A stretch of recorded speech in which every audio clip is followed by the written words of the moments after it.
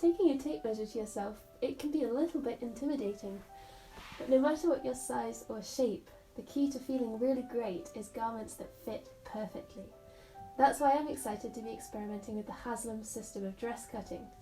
Join me to find out more about how to take your measurements.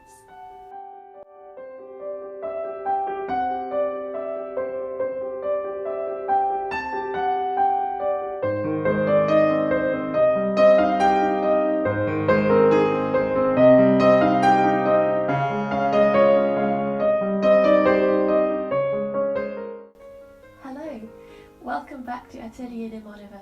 My name is Joanne, and I can't quite believe that my YouTube channel is finally up and running. Thank you so much to all of you that have already subscribed. If you've seen my first video, you'll know that it's all about the Haslam System of Dresscutting. This system was devised in the 1920s by Grace Haslam as a method for ladies to create the latest fashions for themselves at home. And if you want to find out more about how it works, please have a look at my first video. The great attraction for me, besides the innumerable gorgeous designs, is that the method uses your own measurements to create personal fitted garments. I've had some success using a Haslam drafting in the past, but I've yet to sew something from the draftings for myself, so I decided for my first project to tackle some slips. Hopefully they'll turn out to be as simple as they look. To use the Haslam system, you need these three elements: a foundation drafting, the Haslam template, and an illustrated book of draftings. For today, just the foundation draftings will do. These booklets give you all the information on how to create a personalised block or sloper that you can use to draft your patterns from. Now, I understand there were different versions of the drafting. As the fashionable shape changed over the decades, they had slight variations. Unfortunately, this copy is undated, so I don't know which era it comes from. The cover design looks most similar to my 1940s books, but I'm hoping that it will work okay anyway. The first page gives you all the instructions on how to measure yourself, and even a grid to write them down in. Some of the measurements require you to add or subtract an amount from your own measurement, so I have created a PDF table that you can download from my website. Just visit www.atelier-limonova.co.uk and you'll find it in the blog article that accompanies this video. There is also a table of proportionate measurements that you can refer to, and some special notes on different figure types. I also found it helpful to refer to a sewing manual from a similar period, the Big Book of Needlecraft, which looks to have been published during the 1940s.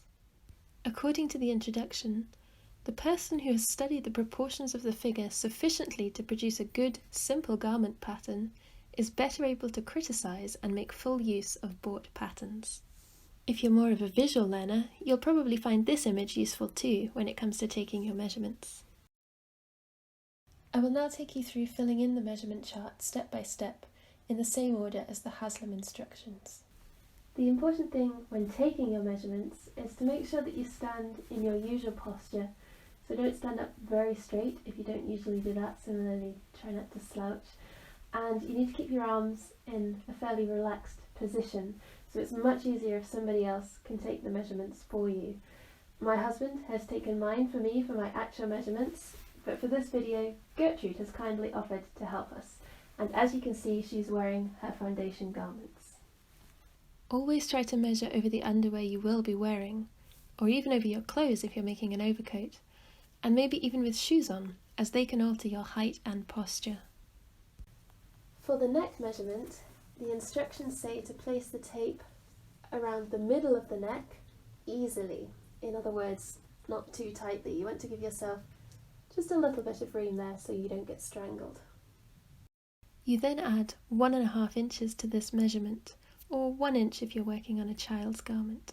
For the shoulder measurement, you want to find the prominent bone at the top of the back of the neck and measure from that point to the point of the shoulder bone, if Gertrude had a shoulder.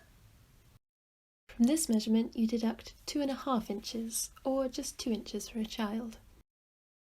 To measure the back length, you'll need to measure from the same bone at the back of the neck all the way down to the length of your required garment. Now that can be a little bit tricky to visualise on the body, so the best thing to do is to pop on a garment of a similar length. This brings us to the front length measurement.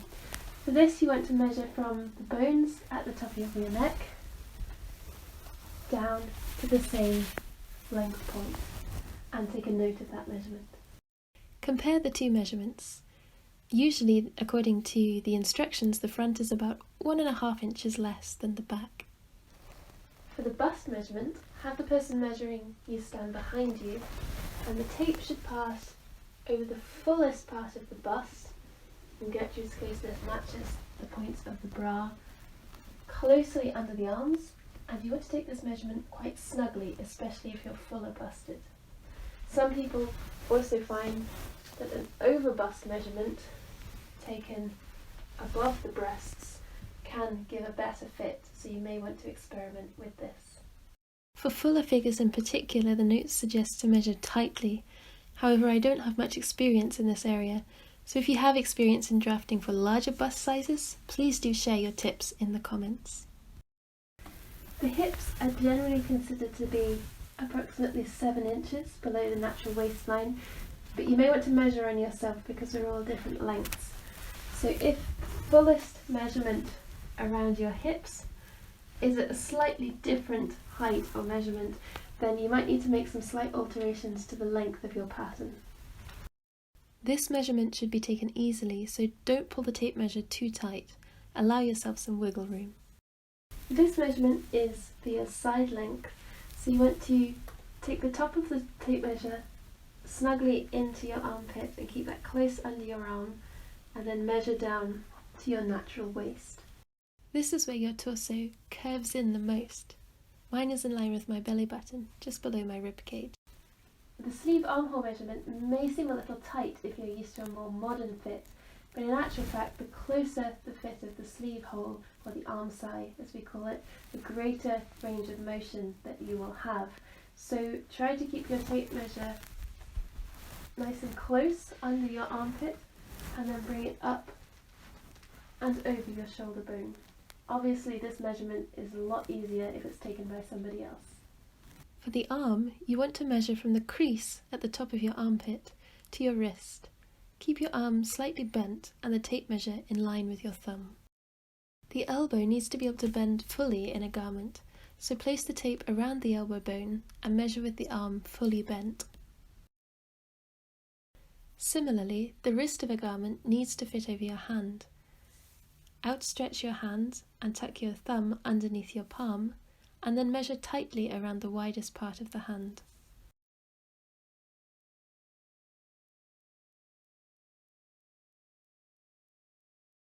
For the waist measurement, you need to find the natural waist again, and you want to take this measurement not too tightly. You want to be close to the skin, but not pulling yourself in. If you're struggling to figure out where your natural waist is, bend to the side. It should be the point where your body creases. Finally, you can take a skirt length measurement in the same way as you would for a full dress measurement, just starting at the waist. Once you have completed your grid, you can compare it to the table of proportionate measurements. If anything seems off, the instructions recommend to carefully check your measurements before proceeding. There are also some special notes for square shoulders and a stooping figure, and if you have any other fitting problems, you might want to look up some solutions online. I'm definitely going to research what to do with the long body measurement, because I often find the waist of garments is a little too high on me, and there's so much wonderful advice available now for all different body types. You can just type in full bust, hollow back, short waist, and so on, and so many people are willing to share their knowledge. So I encourage you to embrace your body shape by learning some tips and tricks, some skills for getting the fit just right for you. It's the best way to feel amazing about yourself. And if you have some great tips, please share them in the comments. If you enjoyed this video and found it useful, please do like and subscribe. In my next video, we will find out what happens when we put these measurements to the test and see if we can draft a slip pattern. If you fancy joining in with me, you'll need your measurements chart, a big roll of paper. It could be tracing paper, brown paper, wallpaper, wrapping paper, whatever you have. A long ruler really helps, a pencil or pen, some tape, and some scissors. And that just leaves me to say thank you for being here today. I hope you learned something interesting and useful from this video, and I'm really looking forward to seeing you next time. Have a wonderful day.